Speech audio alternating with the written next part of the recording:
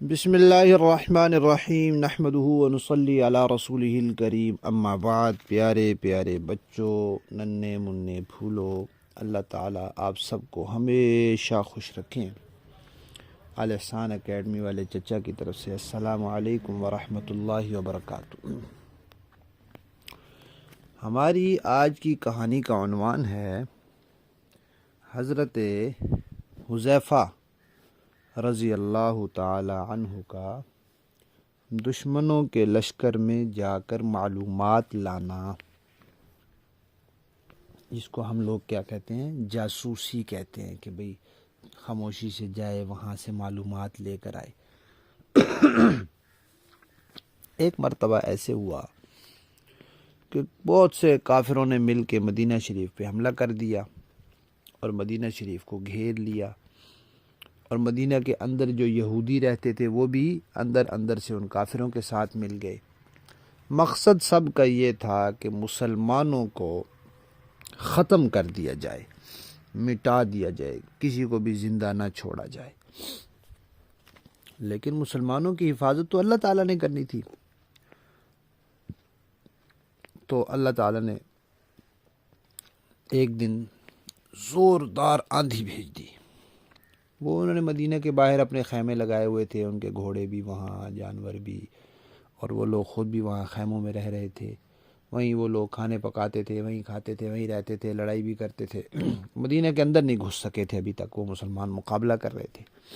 کافی دن گزر گئے تو ایک دن اللہ تعالیٰ نے زوردار آندھی بھیج دی، اور ٹھنڈ بھی ہو گئی، سخت سردی ہو گئی، اور آندھی اتنی تیز تھی کہ پتھر اڑ اڑ کے ان کے خیموں پہ لگ رہے تھے۔ پتھر، خیموں کی رسیاں ٹوٹ رہی تھیں، جانوروں کو پتھر لگ رہے تھے، جانور ہلاک ہو رہے تھے، خیمے اڑ گئے، ان کے برتن ادھر ادھر ہو گئے، ہر چیز درہم برہم ہو گئی۔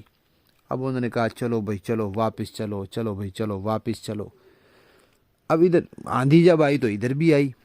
اب نبی کریم صلی اللہ علیہ وسلم اس سردی میں، اس آندھی میں چل پھر کر مسلمانوں کی خبر لے رہے تھے، کون ہے، کیا حال ہے۔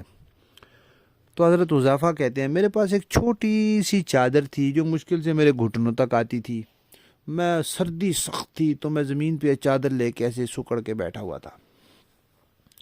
نبی کریم صلی اللہ علیہ وسلم وہاں تشریف لائے تو انہوں نے کہا کون ہے؟ میں نے کہا جی میں حذیفہ ہوں، لیکن سردی اتنی زیادہ تھی مجھ سے اٹھا ہی نہیں گیا، اور مجھے شرم بھی آئی کہ رسول اللہ صلی اللہ علیہ وسلم کھڑے ہیں اور میں بیٹھا ہوا ہوں۔ تو حضور نے فرمایا بھائی اٹھ کر جاؤ اور ذرا دشمن کی طرف جا کر معلومات لے کر آؤ۔ تو کہتے ہیں میں اٹھا تو حضور نے میرے لیے دعا کی۔ دعا کیا کی کہ یا اللہ آپ اس کی حفاظت فرمائیں، اس کے آگے سے بھی، پیچھے سے بھی، دائیں سے بھی، بائیں سے بھی، اوپر سے بھی، نیچے سے بھی، یعنی کہیں سے اس کو نقصان نہ پہنچے۔ کہتے ہیں بس حضور نے وہ دعا کی تو میری ساری سردی ختم ہو گئی، اور جو ڈر سا لگ رہا تھا وہ بھی ختم ہو گیا۔ اندھیرا تھا، آندھی تھی، اور شور تھا آندھی کا، بجلی کی طرح زوردار شور تھا۔ تو کہتے ہیں بس مجھے تو ایسے لگ رہا تھا جیسے میں گرمی کے موسم میں چل رہا ہوں، میں چل پڑا۔ اب جب وہاں گیا، کافروں کو دیکھا تو ایک جگہ انہوں نے آگ جلائی، بڑی مشکل سے، پتہ نہیں کیسے آگ جلائی ہوگی، آندھی جو اتنی تھی۔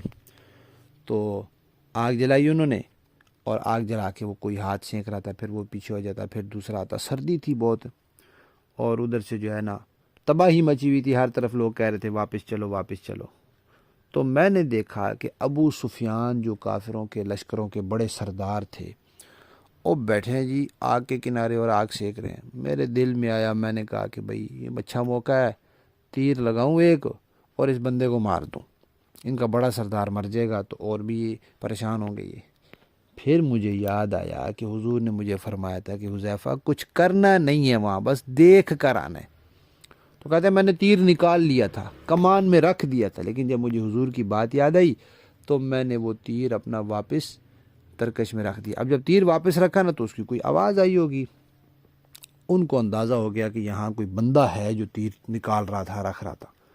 انہوں نے کہا بھئی لگتا ہے کوئی جاسوس آیا ہے مسلمانوں کا یہاں، تو ہر بندہ دوسرے کا ہاتھ پکڑ لے تاکہ پتہ چل جائے۔ تو حضرت حذیفہ کہتے ہیں میں نے جلدی سے ساتھ والے بندے کا ہاتھ پکڑا، اور اس کے پوچھنے سے پہلے میں نے پوچھ لیا ہاں بھئی تم کون ہو؟ اس نے کہا مجھے نہیں جانتے، میں فلاں ہوں۔ پھر اس نے ان سے پوچھا ہی نہیں کہ آپ کون ہیں. تو اس طرح پھر تھوڑی دیر بعد جب اس سے ہاتھ چھوڑا تو یہ واپس آ گئے. تو اس طرح پھر وہاں کی معلومات مل گئیں اور انہوں نے آ کر نبی کریم صلی اللہ علیہ وسلم کو بتا دی. تو پیارے بچوں، جب بڑے کوئی کام کہتے ہیں تو پھر انسان کو اس کے لیے ہمت کرنی چاہیے. پھر اللہ تعالیٰ ہمت دے دیتے ہیں اور جیسے وہ کہتے ہیں نا ویسے کرنا ہوتا ہے. اب ابو سفیان جو ہیں ان کو اللہ تعالیٰ نے بعد میں اسلام کی توفیق دی تھی اور وہ مسلمان ہو گئے تھے اور وہ صحابی بنے. اگر اس وقت ان کو تیر مار دیا جاتا تو وہ کیسے مسلمان ہوتے؟ تو انہوں نے حضور کی بات مانی اور وہاں باوجود ہے کہ وہ سامنے بیٹھے تھے آرام سے تیر مار سکتے تھے لیکن نہیں مارا، کیونکہ حضور نے منع کیا تھا کہ کچھ کرنا نہیں ہے، بس جتنا کام حضور نے بتایا تھا اتنا کر کے آئے. تو ہم بھی کوئی کام کریں تو جتنا کام بڑے کہیں اتنا کرنا چاہیے. ٹھیک ہے، شاباش.